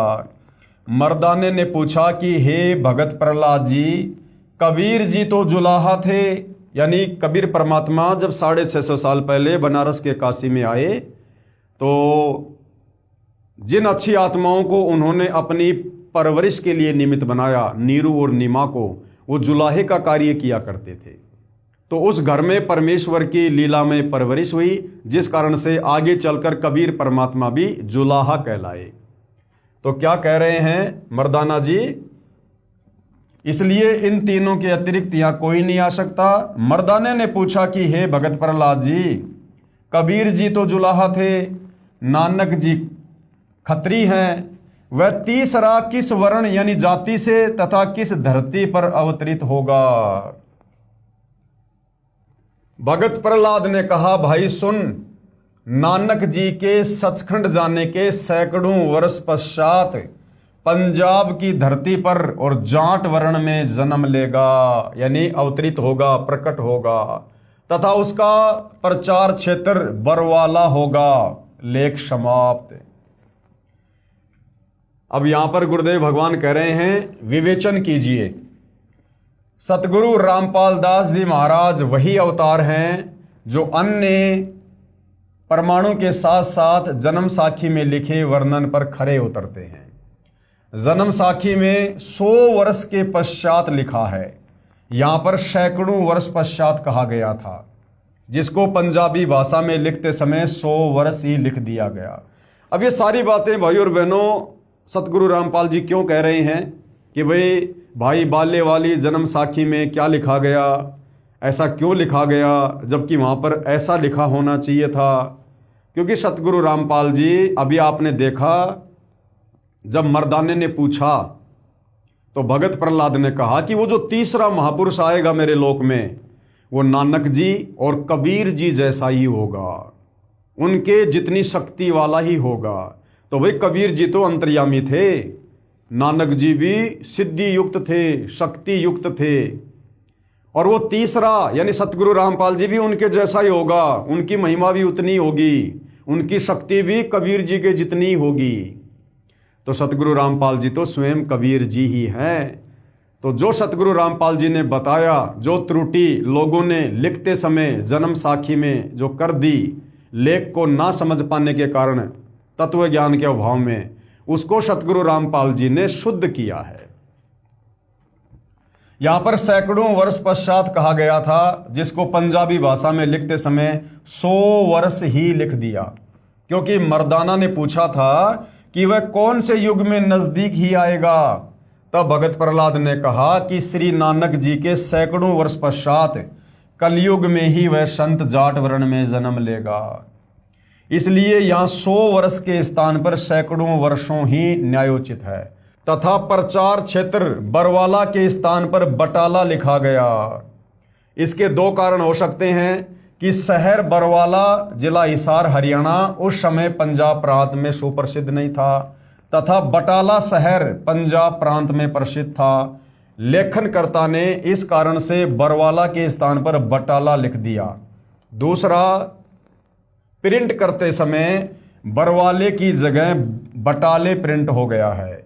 एक और विशेष विचारणीय पहलू है कि पंजाब के बटाला शहर में कोई भी जाट संत नहीं हुआ।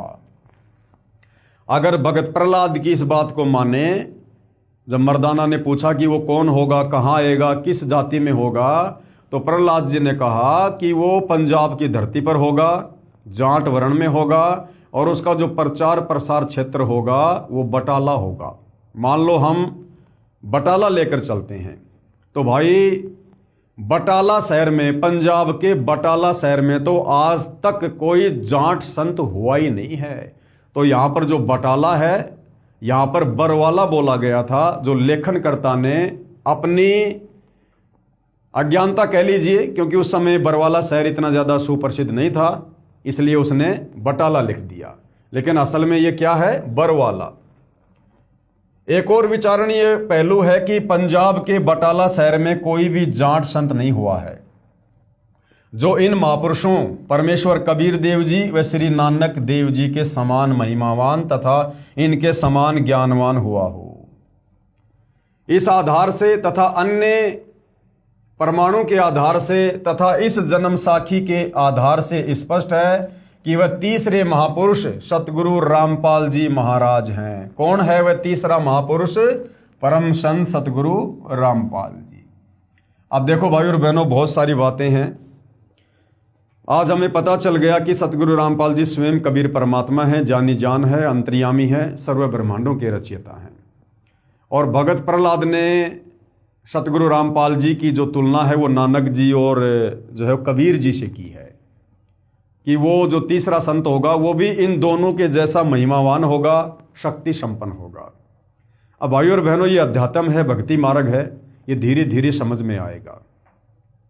कबीर परमात्मा के बराबर और दूसरा कोई सृष्टि में नहीं हो सकता। तो नानक जी की जो भूमिका थी वो भी कबीर परमात्मा ने ही निभाई थी। नानक जी कबीर जी के समकालीन थे।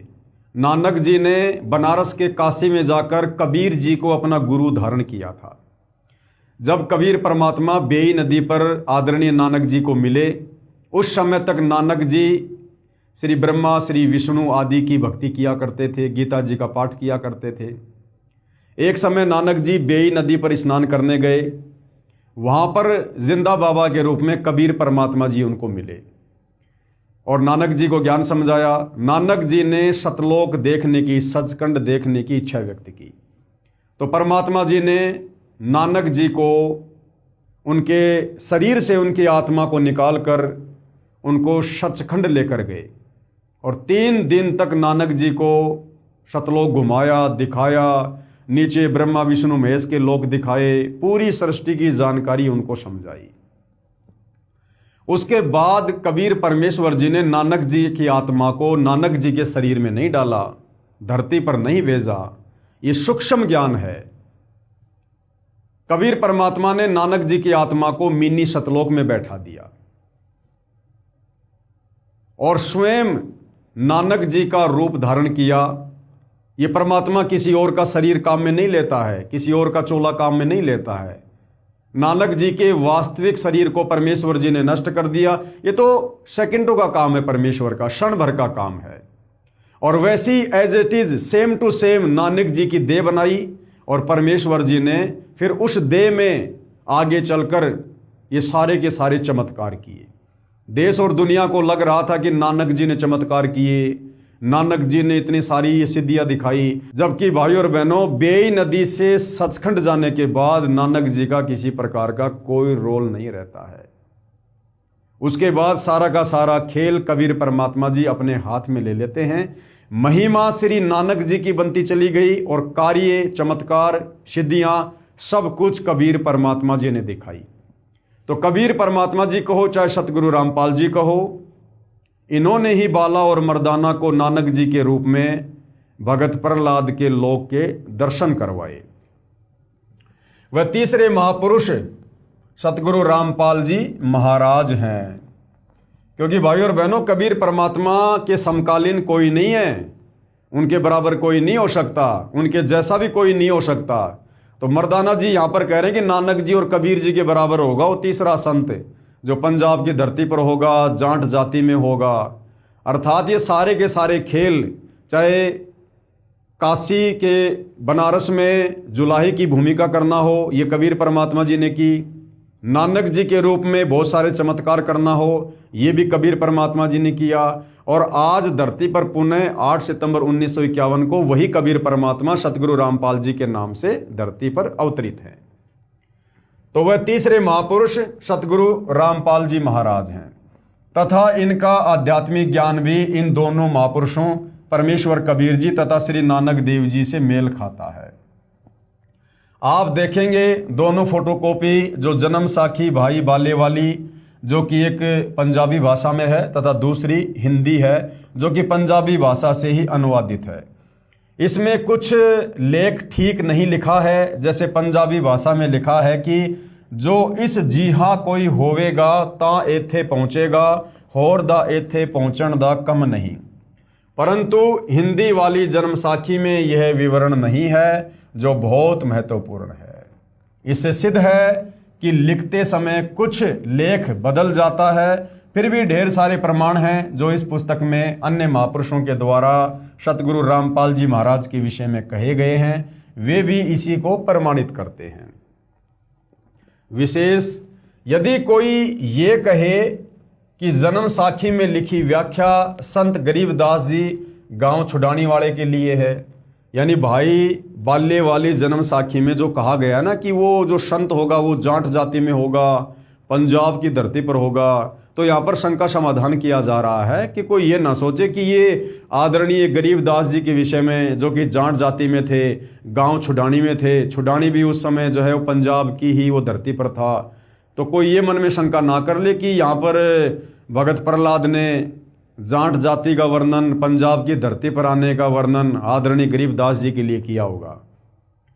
यदि कोई ये कहे कि जन्म साखी में लिखी व्याख्या संत गरीबदास जी गांव छुड़ानी वाले के लिए है, क्योंकि वे भी जाट जाति से थे तथा छुड़ानी गांव भी पहले पंजाब प्रांत के अंतर्गत आता था, ये भी उचित नहीं लगती, क्योंकि संत गरीबदास जी ने अपनी अमृतवाणी असुर निकंदन रमेणी में कहा है कि सतगुरु दिल्ली मंडल आईसी, सूती धरनी सुम जगाईसी। आदरणीय गरीबदास जी ने तो खुद ही क्लियर कर दिया कि भैया वो संत मैं नहीं हूं जिसके विषय में भगत प्रहलाद ने मर्दाने को बताया था, क्योंकि आदरणीय गरीबदास जी को कबीर परमात्मा जिंदा महात्मा के रूप में मिले थे और उसके बाद उनको शतलोक दिखाया, उनका ज्ञान योग खोला, तो आदरणीय गरीबदास जी ने 5वें वेद सूक्ष्म वेद की रचना की, जिसको सदग्रंथ साहिब कहते हैं, जिस सदग्रंथ साहिब का सभी सतलोक आश्रमों में 3 दिन का पाठ होता है।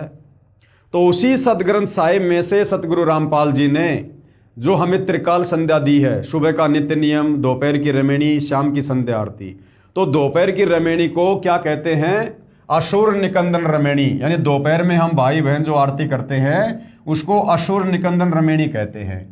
तो आदरणीय गरीबदास जी ने यह क्लियर कर दिया असुर निकंदन रमेणी में कि सतगुरु दिल्ली मंडल आईसी, सूती धरणी सुम जगाईसी, कि भाई मुझे जो सतगुरु मिला था, जो कबीर भगवान मिला था मुझे जिंदा बाबा के रूप में, वो आगे चलकर दिल्ली मंडल में आएगा। यानी गरीबदास जी ने क्लियर कर दिया कि दिल्ली मंडल में आगे चलकर मैं नहीं आऊंगा 8 सितंबर 1951 को, मेरे सतगुरुदेव जी आएंगे जो मुझे सतलोक से आकर जिंदा बाबा के रूप में मिले थे, कबीर जी। यानी वो कबीर जी ही आगे चलकर दिल्ली मंडल में आएंगे।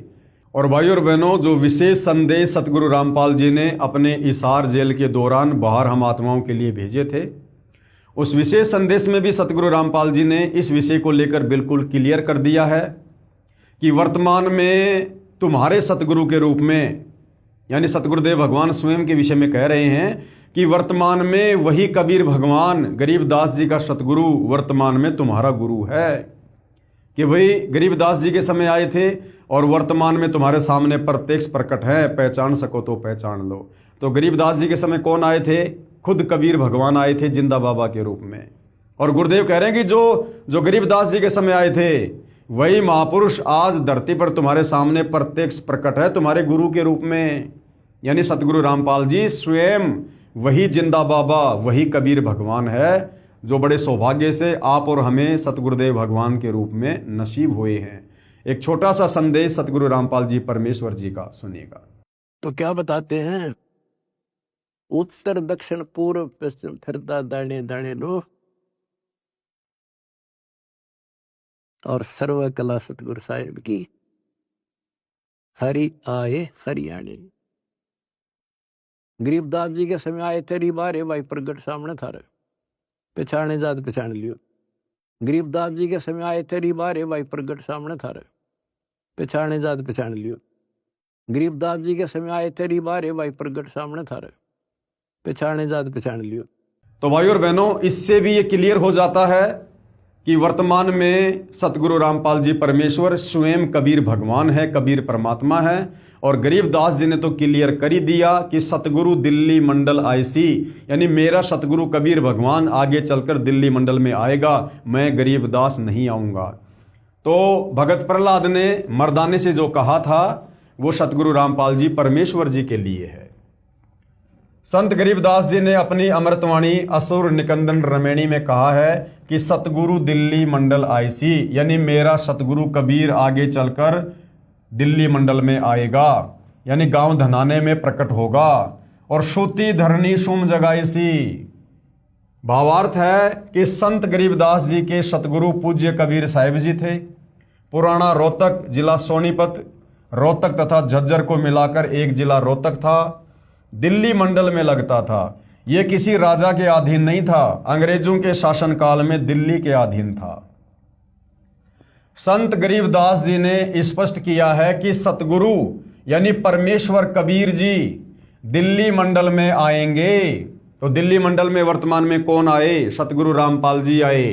तो गरीबदास जी के सतगुरु यानी कबीर भगवान ही स्वयं 8 सितंबर 1951 को सतगुरु रामपाल जी के नाम से प्रकट हुए हैं।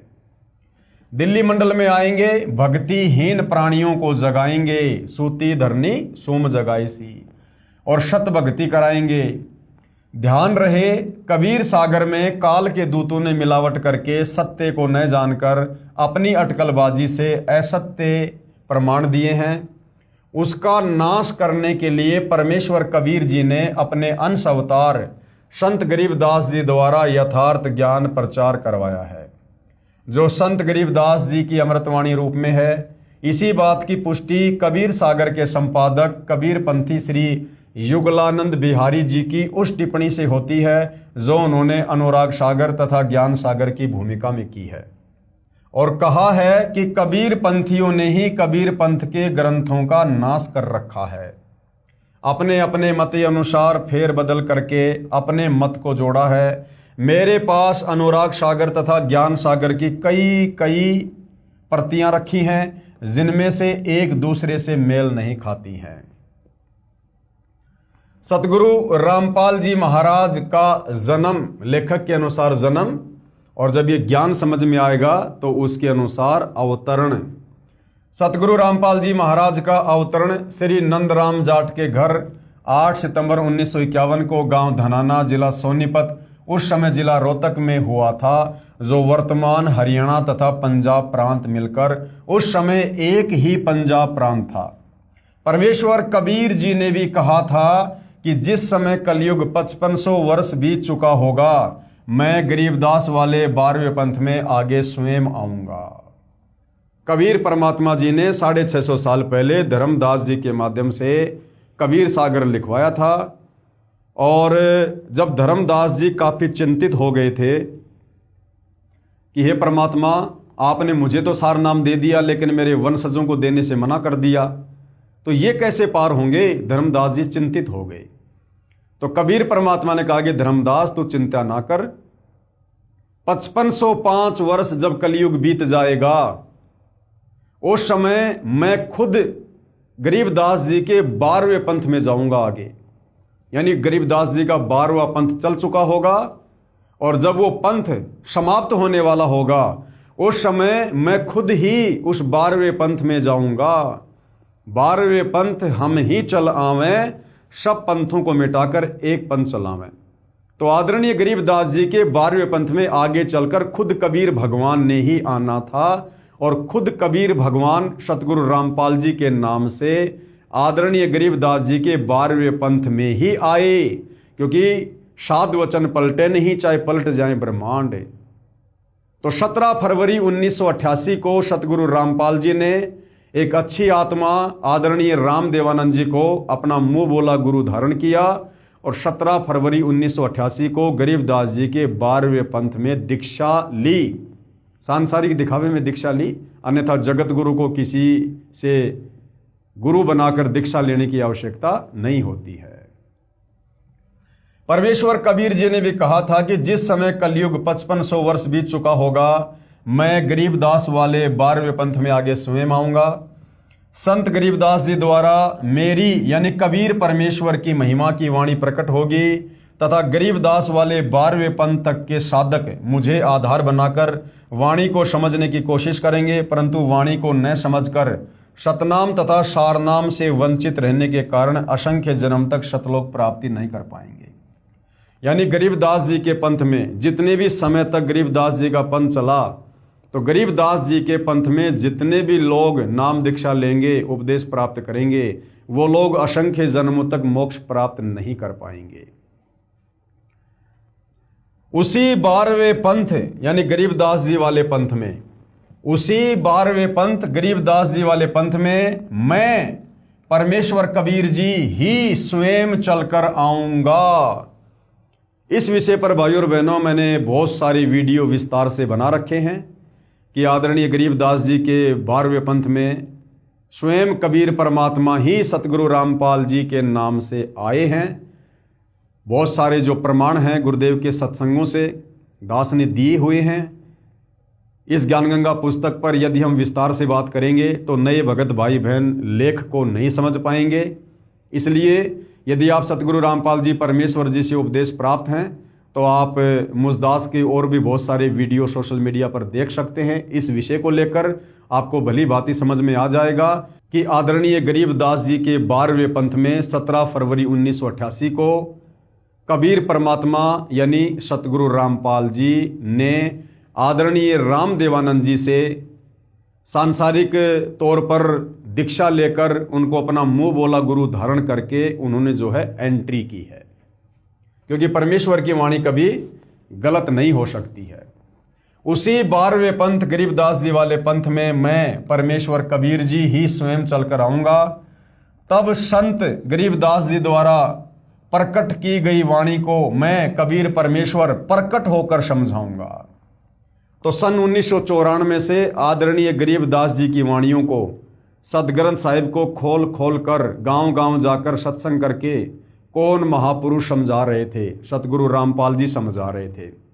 और यहां पर आपको एक जो प्रमाण है और मिल गया है, संत गरीबदास जी द्वारा प्रकट की गई वाणी को मैं कबीर परमेश्वर क्या करूंगा, प्रकट होकर समझाऊंगा। मां के गर्भ से जन्म लेकर नहीं, प्रकट होकर समझाऊंगा।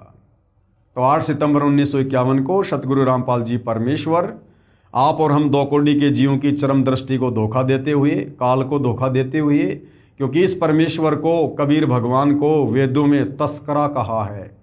तस्करा का मतलब होता है जो आंखों में धूल झोंक कर अपना कार्य करता है। तो ये परमात्मा इस काल की आंखों में धूल झोंक कर इस प्रकार की लीला करता है। आदरणीय नानक जी ने तो कबीर परमेश्वर जी को प्यार में ठग कहा है, जो काल को भी ठग लेता है और अपना ज्ञान प्रचार करके अपनी आत्माओं को शतलोक ले जाता है। तो ये परमेश्वर की अजब गजब लीला है भाइयों और बहनों। ये जब आप इस ज्ञान की गहराई में जाओगे, जब आपको सतगुरु रामपाल जी से जुड़ने के बाद काफ़ी समय हो जाएगा, 5-10 वर्ष, उसके बाद आपको ये बातें समझ में आने लगेंगी। तो क्या कहा गया है, उसी 12वें पंथ गरीबदास जी वाले पंथ में मैं यानी परमेश्वर कबीर ही स्वयं चलकर आऊंगा तथा संत गरीबदास जी द्वारा प्रकट की गई वाणी को मैं कबीर परमेश्वर प्रकट होकर समझाऊंगा। प्रकट होकर, इससे सिद्ध हुआ कि जन्म साखी में जिस जाट संत के विषय में कहा है, निर्विवाद रूप से वह सतगुरु रामपाल जी महाराज ही हैं। फिर भी हम संत गरीबदास जी का विशेष आदर करते हैं, क्योंकि उन्होंने परमेश्वर कबीर जी का अमर संदेश सुनाया है। यदि कोई भ्रम उत्पन्न करे, ये दूसरी शंका है, यदि कोई भ्रम उत्पन्न करे कि 10 गुरु साहिबानों में से भी किसी की ओर संकेत हो सकता है कि भाई भगत प्रहलाद ने जो मर्दाना को कहा था कि वो जाट वर्ण में आएगा, पंजाब की धरती पर आएगा, तो कोई ये भ्रम पैदा ना करे कि वो 10 सिख गुरु साहिबानों की ओर संकेत है। जी नहीं, इसके लिए ध्यान रहे कि 10 सिख गुरु साहिबानों में से कोई भी जाट जाति से नहीं था। दूसरे सिख गुरु श्री अंगद देव जी खत्री थे, यानी नानक जी भी जाति से जो है वो खत्री थे, और दूसरे सिख गुरु श्री अंगद देव जी भी जो है वो खत्री थे।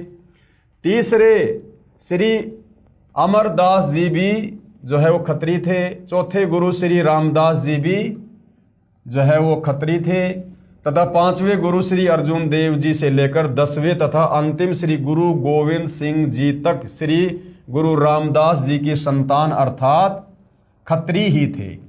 फिर भी हम सभी सिख गुरु साहिबानों का विशेष आदर करते हैं। यानी कहने का मतलब है, मर्दाना ने जो पूछा था, भगत प्रहलाद ने जो बताया था कि वो जाट वर्ण में होगा, पंजाब की धरती पर होगा, वो सतगुरु रामपाल जी परमेश्वर जी के विषय में है। सतगुरु रामपाल जी महाराज कहते हैं, जीव हमारी जाति है, मानव धर्म हमारा, हिंदू मुस्लिम सिख ईसाई धर्म नहीं कोई न्यारा। ये स्लोगन है, ये नारा है परमेश्वर रामपाल जी का कि जीव हमारी जाति है, अर्थात हमारे को भिन्न भिन्न जातियों में केवल इस काल ने यहां पर बांट रखा है। असल में हम सब की एक ही जाति है कि हम सब जीव हैं और हमारी किसी प्रकार की कोई औकात नहीं है, हम जीव हैं। और मानव धर्म हमारा, अर्थात मानवता से बढ़कर, इंसानियत से बढ़कर दूसरा कोई धर्म नहीं है। ये बाकी जितने भी धर्म हैं हजारों की संख्या में, मुख्य तौर पर हिंदू, मुस्लिम, सिख, ईसाई, जैनी, बौद्ध, यहूदी, फारसी, मंगोली, ये सब इस काल के द्वारा उत्पन्न किए गए हैं, काल के द्वारा बनवाए गए हैं। आप और हम परमेश्वर की आत्माओं को इस कलयुग के समय में आपस में जो है बांटने के मकसद से, क्योंकि इसी समय कबीर परमात्मा धरती पर तत्वदर्शी संत के रूप में प्रकट होते हैं, अपने ज्ञान का प्रचार करते हैं, आत्माओं को काल के जाल से मुक्त करवाकर सतलोक लेकर जाते हैं। और काल को ये बिल्कुल भी पसंद नहीं है कि कोई भी आत्मा उस तत्वदर्शी संत की शरण में आकर ज्ञान को समझकर सतलोक चली जाए, क्योंकि इस काल को प्रतिदिन 1 लाख मानव शरीरधारी जो है आत्माओं के सूक्ष्म शरीर में जो वासना होती है उसको खाने का श्राप लगा हुआ है, तो ये अपने भोजन को इतनी आसानी से नहीं जाने देता है। तो गुरुदेव भगवान ने हमें बताया है कि जीव हमारी जाति है और मानव धर्म हमारा, हिंदू मुस्लिम सिख ईसाई धर्म नहीं कोई न्यारा। परमेश्वर कबीर जी ने कहा है, जाति न पूछो संत की, पूछ लीजिए ज्ञान, मोल करो तलवार का, पड़ी रहने दो म्यान। कि संतों से हमेशा ज्ञान की बातें करनी चाहिए, जाति और धर्म की बातें नहीं करनी चाहिए। कृपया प्रमाण के लिए देखें फोटोकॉपी जन्म साखी पंजाबी, गुरुमुखी पंजाबी भाषा वाली तथा हिंदी वाली, दोनों में आप जी सहज में समझ सकते हो कि वास्तविकता क्या है। जन्म साखियों के प्रकाशक हैं भाई जवाहर सिंह कृपाल सिंह, अमृतसर पंजाब। कृपया देखिए फोटोकॉपी जन्म साखी भाई बाले वाली पंजाबी भाषा वाली के पेज नंबर 272 की। ये जो भाई बाले वाली जन्म साखी है जो पंजाबी भाषा में है, उसके पेज नंबर 272 पर यानी 272 पर ये लेख लिखा हुआ है। दास को तो पंजाबी भाषा आती नहीं है, आप जी देख सकते हैं। हम सीधा इसकी हिंदी वाले एडिशन पर चलेंगे। कृपया देखें फोटोकॉपी जन्म साखी भाई बाले वाली हिंदी वाली के पेज नंबर 305 पर। तो ये लेख यहाँ पर साफ साफ लिखा हुआ है, भाई बाले वाली पेज नंबर 305। तब भगत प्रहलाद ने कहा, हे नानक देव, आपको इस कलयुग में बड़ा भगत बनाया है, आपकी ही संगति से अनेकों प्राणियों का भला होगा और आपका अनंत प्रताप होगा। तब मर्दाने ने कहा, हे भगत प्रहलाद जी, आप भी तो परम भगत हैं तथा भगवान ने आपके लिए ही अवतार धारण किया था। मर्दाने ने क्या कहा प्रहलाद जी को कि आप भी तो परम भगत हैं तथा भगवान ने आपके लिए ही अवतार धारण किया था। यानी भगत प्रहलाद जी, आप भी तो त्रेता युग में महान भगत हुए हैं और भगवान ने नरसिंह अवतार आप ही के लिए तो धारण किया था। आप भी तो परम भगत हैं तथा भगवान ने आपके लिए ही अवतार धारण किया था। प्रहलाद जी ने कहा, हे भाई मर्दाना, इस स्थान पर या तो कबीर पहुंचा है और यह गुरु नानक आया है। यहाँ आना कोई आसान यानी कोई सुगम कार्य नहीं है। एक और महापुरुष होगा जो पहुंच सकेगा, यानी मेरे लोक में एक और महापुरुष होगा जो आ सकता है। मर्दाने ने कहा, हे भगतवर, वह पुरुष कौन और कब होगा? प्रहलाद ने उत्तर दिया, जब गुरु नानक देव यहाँ आएंगे तो इनके 100 वर्ष पश्चात, यहाँ पर सैकड़ों वर्ष था लेकिन लेखक ने यहाँ पर 100 वर्ष लिखा है जो गलत है। तो इनके सैकड़ों वर्ष पश्चात आएगा, अर्थात यहाँ केवल 3 आदमी ही आने हैं। ये आदमी जो शब्द है ये गलत है, ये किसी भी महापुरुष के लिए आदमी शब्द यूज नहीं किया जाता है। एक तो भगत कबीर अब देखो, जो भगत प्रहलाद है वो अपनी ज्ञानहीनता के चलते, अपनी अज्ञानता के चलते, तत्व ज्ञान ना होने के कारण, और परमात्मा जी को क्या कह रहा है? भगत। एक तो भगत कबीर और दूसरे श्री गुरु नानक देव जी, इनके पश्चात वह तीसरा आएगा। तब मर्दाने ने कहा, हे प्रहलाद जी, कबीर जी तो जुलाहा था और नानक देव जी खत्री हैं, परंतु वह तीसरा किस जाति का होगा? उत्तर में प्रहलाद जी ने कहा, हे मर्दाना, पंजाब की धरती, और वर्ण उसका जाट होगा। वर्ण क्या होगा? जाट होगा, जाट वर्ण में होगा। तथा नगर बटाला, ये बरवाला था भाई और बहनों, बटाला नहीं, तथा नगर बरवाला होगा। उस समय मर्दाना गुरु जी के चरण, फिर आगे लेख समाप्त हो जाता है। अब यहां पर किसी ने सवाल किया सतगुरु रामपाल जी के भक्तों से, प्रश्न, एक संस्कृत के विद्वान शास्त्री ने कहा कि आपके गुरु सतगुरु रामपाल जी महाराज संस्कृत नहीं पढ़े हैं। आप कहते हो कि उन्होंने श्रीमद् भगवद गीता का यथार्थ अनुवाद करके भक्तों को बताया है, यह कभी नहीं हो सकता। तो भगत ने क्या उत्तर दिया?